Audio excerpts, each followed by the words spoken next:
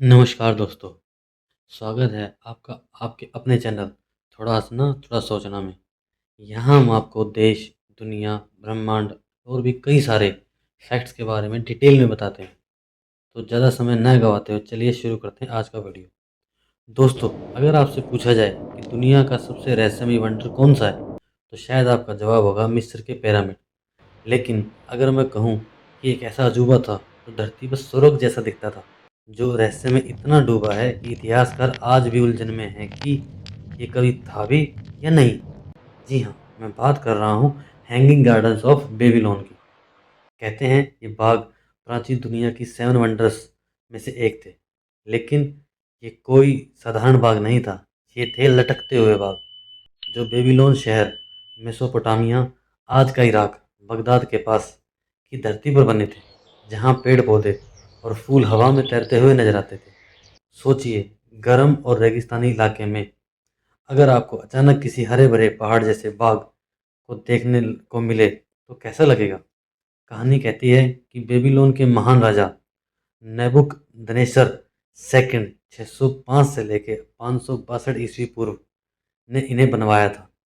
इनकी पत्नी इमाइटिस, जो मेरेडियन नामक पहाड़ी क्षेत्र से आई थी, उन्होंने बेबीलोन की तपती और सूखी जमीन पसंद नहीं आई, तो राजा ने उनके लिए एक ऐसा चमत्कार बना दिया, एक कृत्रिम पहाड़ जिस पर पेड़, फूल और नदियां बहती थी।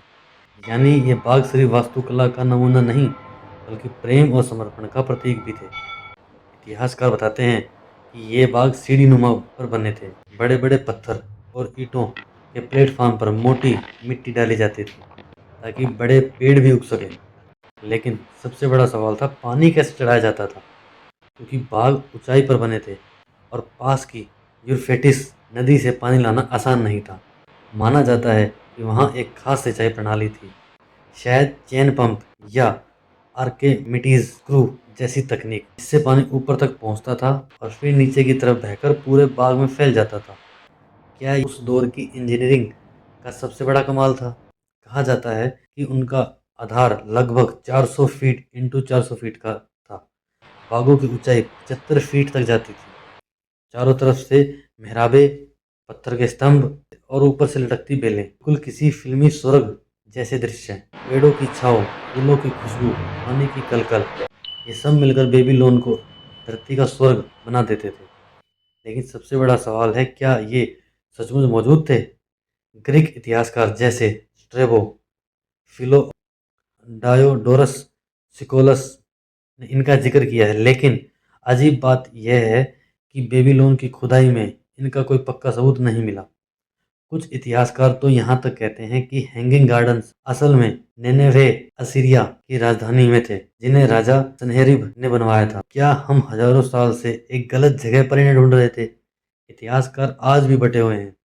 कुछ कहते हैं ये हकीकत थे, लेकिन समय ने इन्हें मिटा दिया। कुछ कहते हैं ये बस एक कल्पना थी, एक सुंदर कहानी जो पीढ़ियों तक सुनाई जाती रही। उसका मानना है कि असल में निनेवे में थे ये, लेकिन गलती से बेबीलोन से जोड़ दिए गए। दोस्तों, हैंगिंग गार्डन्स प्राचीन वंडर्स की लिस्ट में वो एक लौता अजूबा है जिसका अस्तित्व आज भी एक रहस्य है।